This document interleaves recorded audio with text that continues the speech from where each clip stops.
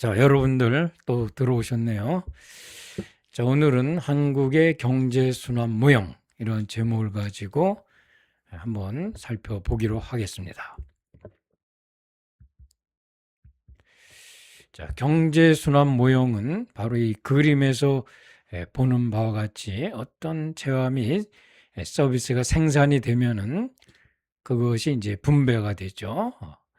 그 분배된 돈을 가지고 이제 지출을 하게 되는데, 이러한 생산과 분배와 지출이 이렇게 계속적으로 이제 반복되는 그러한 현상을 경제 순환이라고 그러고, 그거를 모형화시킨 것을 경제 순환 모형이라고 하죠. 자, 이것은 복잡한 경제 현실을 단순화시킨 그러한 모형이 되겠습니다. 자, 우리가 가장 단순한 경제 순환 모형을 보면은 거기에는 가계와 기업이 있고, 그 기업은 생산의 주체로서 재화 및 서비스를 생산해서 가계에 공급하면, 가계는 거기에 한 대가로 이제 지출을 하게 되죠. 이건 돈의 흐름이 되겠습니다. 반대로 가계는 기업의 노동, 토지, 자본, 경영 능력 등 생산 요소를 공급하면 기업은 그 대가로서 이제 돈이죠. 화폐를 기업에 지급하게 되겠습니다. 노동에 대해서는 임금, 토지에 대해서는 지대, 자본에 대해서는 이자, 경영 능력에 대해서는 이윤을 지급하게 되겠습니다. 이게 가장 단순한 경제 순환 모형이죠. 자, 여기서도 이제 그 경제 순환 모형을 통해서 몇 가지 우리가 알아볼 수 있는데, 자, 이 경제 순환 모형에는 보면 이제 시장이 찍혀 나오죠. 시장 찍혀 나오게 됐죠. 시장.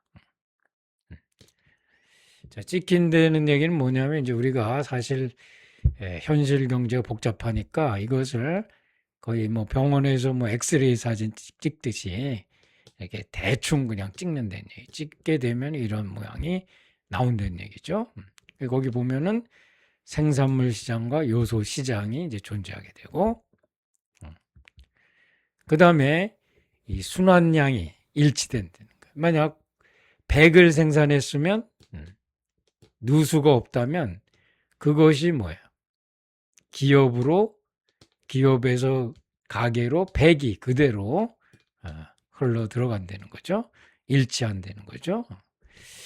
자, 세 번째는 경제 활동이 상호 의존적이다. 이 시계 보면은 이렇게 톱니바퀴들이 얽히고 설켜서 맞물려서 이렇게 돌아가게 되잖아요.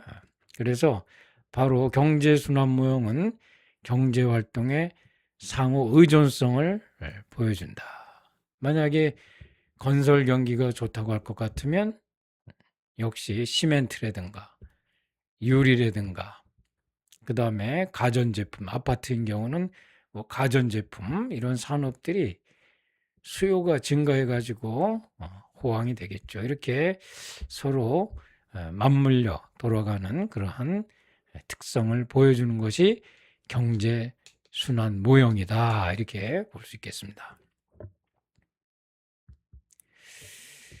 자, 이건 단순한 건데, 지금까지는 이제 엑스레이 사진을 진짜 찍어보면, 이제 현실 경제 찍어보면은 이렇게 나온다는 거죠.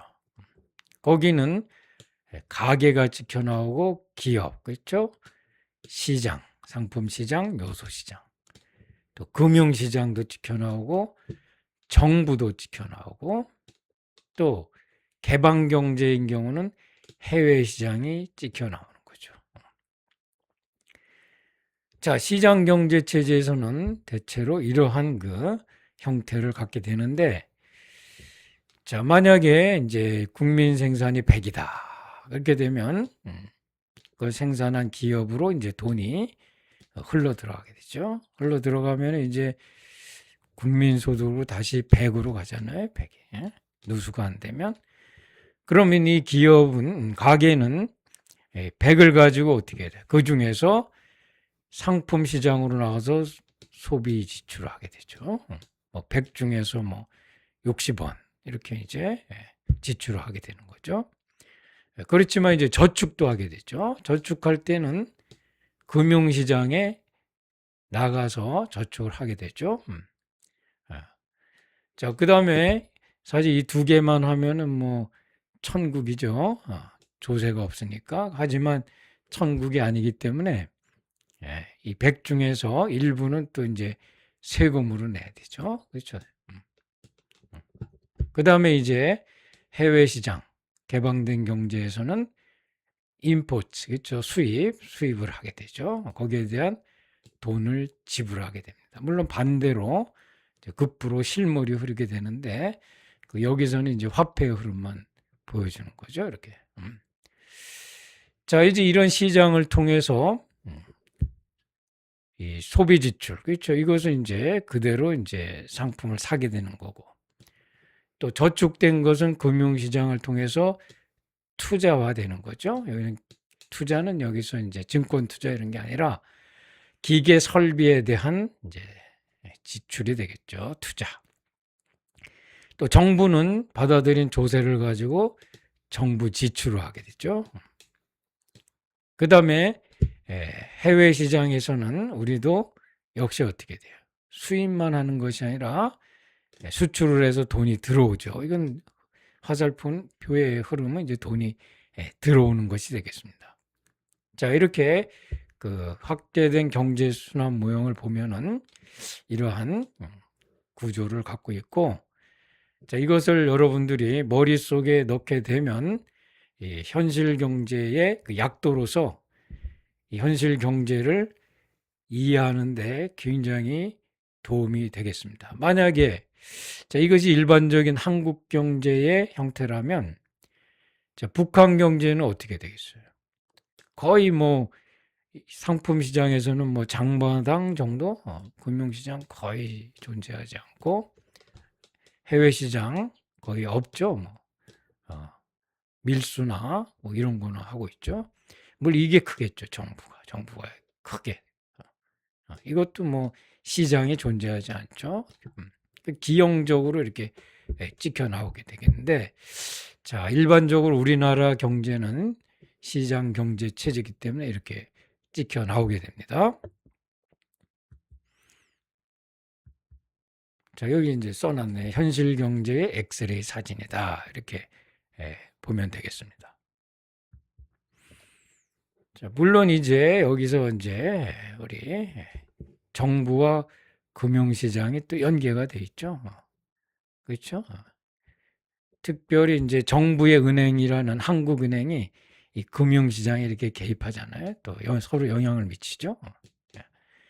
특히 한국은행이 쓰는 정책을 또 금융정책이다. 이렇게도 얘기하고, 또 금융시장과 해외시장이 또 연계가 돼 있잖아요.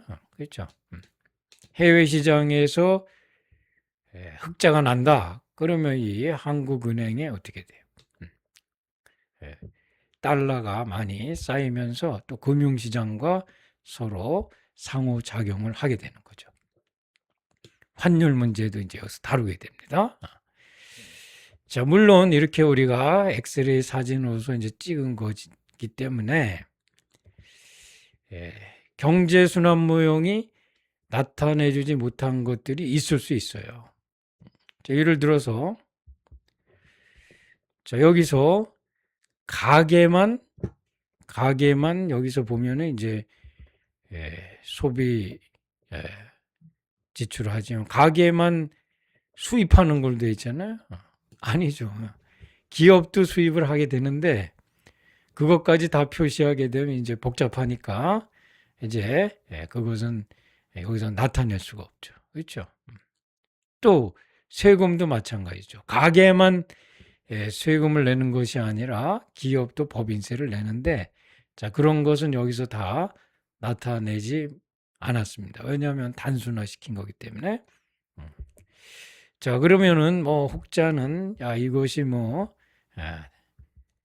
현실을 제대로 나타내 주지 못하기 때문에 쓸모가 있느냐 이렇게 볼 수 있지만, 처음에 강조한 바와 같이 이것은 복잡한 현실을 나타내는 그런 약도다, 엑스레이 사진이다, 이렇게 생각하면은 상당히 이제 그 유용성을 알 수가 있어요. 특히 이렇게 경제 현실을 단순화하지 않으면 현실을 이해하기가 어려워요. 여러분들 경제 이론도 현실을 단순화한 거예요. 만약에 복잡한 것을 복잡하게 표현한다면 천재가 아닌 이상 이해하기가 어렵다는 거죠. 서울에 김서방 찾아가는데 지도 갖고 현실 지도를 주면 찾겠어요? 약도를 줘, 약도. 됐죠. 약도를 가지고 바로 이 약도가 경제순환 모형이다. 이렇게 보면 되겠습니다. 자, 그럼 마지막으로 우리나라 한국의 경제순환 모형에 대해서 살펴보기로 하죠. 자, 2025년 통계를 보면은, 자, 우리나라는 2005년 1년 동안에 이제 GDP라 그러죠. 2,676조 원의 가치, 그 가치의 국민 생산을 생산해 냈습니다. GDP가 2,676조 원이죠. 자, 이거 머릿속에 여러분들이 이제 갖고 있어야 됩니다. 자, 2025년 2,676조 원. 그럼 여기에 대해서 이제 그 청구권이 들어오죠. 지출, 그렇죠? 이걸 이제 사간 사람들이죠. 사간 사람. 자, 가계가 소비 지출로서 1,286조 원을 사갔습니다. 자, 또 2,676조 원 중에서 이제 여기에는 실물이에요. 이것은 실물, 건물, 기계, 장비 이런 걸 얘기해요. 774조 원을 투자 지출이 있었어요. 투자 지출. 자, 이 중에서 정부가 469조 원을 청구해서 사갔습니다. 자, 이 중에서 1231조 원을 해외에서 사갔습니다. 우리 입장에서 이제 수출이고 돈이 들어온 거죠. 자, 이제 이렇게 되는데, 근데 이걸 합쳐보면 얼마가 돼요? 2,676조보다 훨씬 많죠. 왜냐하면 여기에는 해외에서 수입한 것이 포함되어 있기 때문이죠. 그렇죠? GDP는 뭡니까? Gross Domestic Product예요. Domestic은 뭐죠? 우리나라에서 생산된 거예요. 그러니까 이 수입은 빼줘야 돼요. 빼줘. 이 중에서 수입은 빼줘야 돼요. 그래서 이걸 다 합치고 여기서 수입을 빼주면은 이게 이제 산출이 되는 거죠. 물론 여기서 수출 빼기 수입하면은 이제 여기서 이제 바로 나오죠. 그 순수출 해가지고 흑자냐 적자냐 이게 나오는데, 우리나라는 2025년도에 보니까 흑자가 났네요. 흑자가 나. 자, 이렇게 우리가 이제 큰 흐름, 이 약도를 가지고 수치를 한번 생각을 해봤죠. 물론 이 2,676조의 GDP는 이제 흘러나가겠죠. 흘러나가게 되면 사실 그대로 누수가 없이 가면은 여기에 뭐가 되겠어요? 2,676조 원이 가계로 흘러 들어가겠는데, 자, 여기 보니까 1,900조 원만 흘러 들어갔어요. 1,900조 원. 왜냐하면 중간에 누수가 있었습니다. 자, 여기는 2,676조 중에는 자본소모 충당금이라는 그게 포함이 되어 있습니다. 이것은 이제 자본소모 충당금은 뭐예요? 생산하다 보니까 기계 설비가 가치가 삭감된, 소모된 부분이죠. 그거는 사실 흘러 들어가지 않겠죠. 이것은 기업에서 따로 이제 나중을 위해서 충당을 해 놓는 거예요. 소모된 부분을 나중에 채워 놓기 위해서. 그게 597조 원이에요.